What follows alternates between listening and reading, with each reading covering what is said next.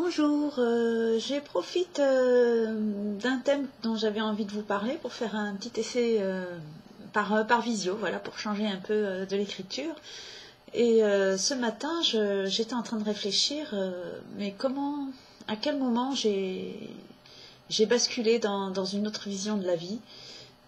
J'ai fait beaucoup de travail personnel, évidemment, en étant toujours sur le premier versant de ma vie. Et je me disais, mais à quel moment je suis passée de l'autre côté. Et, en fait, j'ai réalisé que c'était à partir du moment où je me suis mis des objectifs de rêve impossibles et qui m'ont paru inévitables pour mon épanouissement et la connaissance de moi et savoir qui j'étais au fond de moi, qui m'a paru absolument nécessaire d'accomplir. Alors un rêve impossible, un objectif impossible, c'est pas de devenir danseuse étoile ou faire des trucs insensés hors du réalisme, hein. Évidemment qu'un objectif impossible n'est pas irréaliste ni irréalisable, il est impossible pour soi. C'est-à-dire que, par exemple, il y a des personnes qui vont très facilement parler en public, et puis pour d'autres, ça va être absolument impossible. Il y en a pour qui ils vont facilement faire des longues routes de voiture et partir en voyage, et puis pour d'autres, c'est impossible d'aller à la boulangerie en voiture. Voilà, un rêve impossible, un objectif impossible, c'est quelque chose que je pourrais réaliser, que je veux réaliser, mais sur lequel je suis complètement bloquée. C'est du style, c'est pas pour moi, je pourrai jamais, ça je sais que c'est impossible.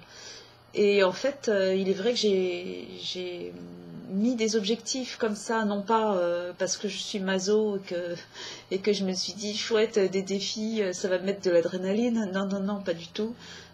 C'est que vraiment j'y voyais une clé de la connaissance de moi et j'y voyais un moyen de faire exploser mon univers, mon blocos, le carcan dans lequel j'étais. Alors bon, je ne vais pas vous raconter les objectifs impossibles que je me suis mis, mais ce que j'ai réalisé, c'est qu'en ne les lâchant pas, parce que c'était vital pour moi, évidemment, j'ai pas les rêves impossibles, enfin les objectifs impossibles sont ceux auxquels je rêve, ils ne sont pas ce que je réalise exprès pour réaliser un défi. Non, c'est vraiment parce que je veux devenir cette personne-là, parce que je sais que ça va m'obliger à développer des ressources ou des manières d'être et que ça va induire un changement dans ma vie, dans la direction que je désire. Et donc, réaliser quelque chose d'impossible pour soi, ça nécessite d'aller chercher bien sûr les blocages, les croyances, les conditionnements. Moi j'ai été jusqu'à trouver mes traumatismes, à chercher à accomplir des choses qui étaient parfaitement ordinaires pour d'autres. Qui sait que pour moi c'était impossible et que j'ai dû me surpasser pour réaliser, alors que pour tous les gens autour de moi, ou les trois quarts, c'était une évidence. Donc voilà, c'est impossible pour soi. Parce qu'on croit que ça ne fait pas partie de soi, ça ne fait pas partie de sa vie, et pourtant on en rêve. Et donc, non seulement ça m'a obligée à découvrir qu'est-ce qui les bloquait, ça les a même fait ressurgir, d'avancer à contre-courant de ma propre énergie, et j'ai dû trouver, et je me suis fait aider évidemment. Et au-delà de ça, c'est quand cet objectif impossible devient possible, d'avoir fait tout ce chemin, et qu'on arrive au moment de le réaliser, de l'accomplir réellement dans sa vie concrète, alors là c'est extraordinaire, c'est non seulement une jubilation jouissif, j'ai envie de dire, c'est quelque chose d'extraordinaire, parce qu'on se retrouve au dehors de soi, à l'extérieur de soi, on se voit comme on ne s'est jamais vu avant, et en plus, pendant qu'on réalise cet objectif, qu'on est enfin dans le concret de l'action, ce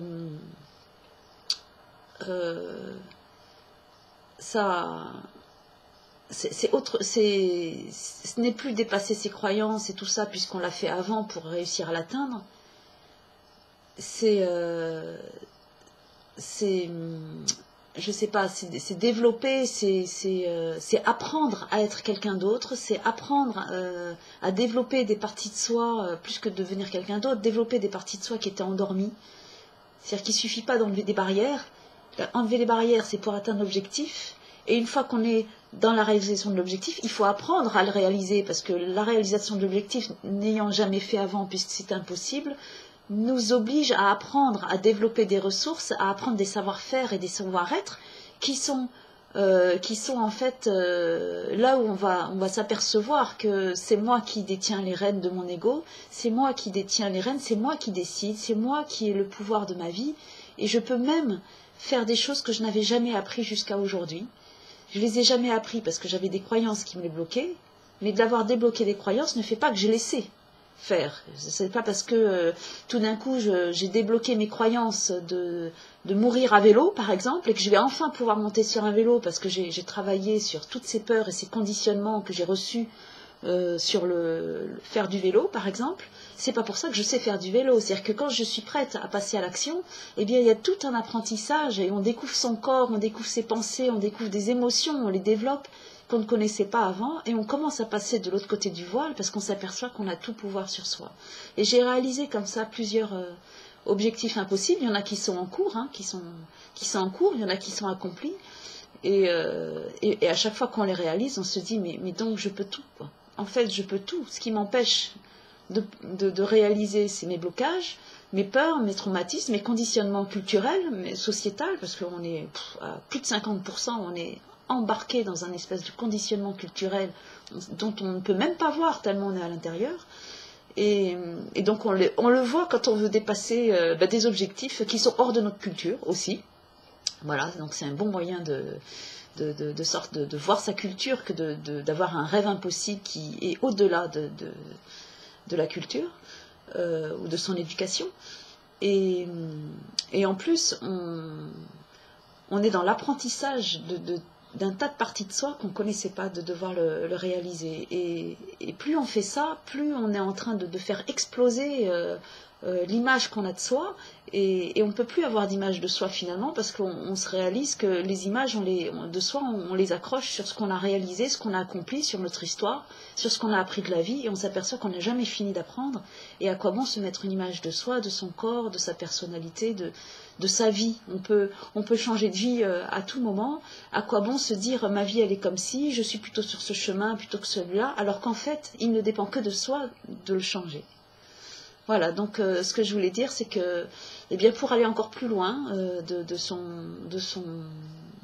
sa libération, de son plaisir de vivre, de son bien-être dans la vie, eh bien, il s'agit d'aller oser se poser des objectifs impossibles qui sont des rêves pour soi, et puis d'y aller, quoi, d'aller chercher, mais comment ça se fait que l'autre il sait faire du vélo et que moi je suis tétanisée sur mon vélo. Il y a un truc, voilà. Et donc on apprend à développer plein de choses et à réaliser que nous avons tout pouvoir, que nous sommes des dieux sur notre vie, nous sommes vraiment créateurs. Voilà, c'était mon petit message d'aujourd'hui. Je fais plein de bisous à chacun et chacune qui m'aura écouté, et bon jeudi, ciao.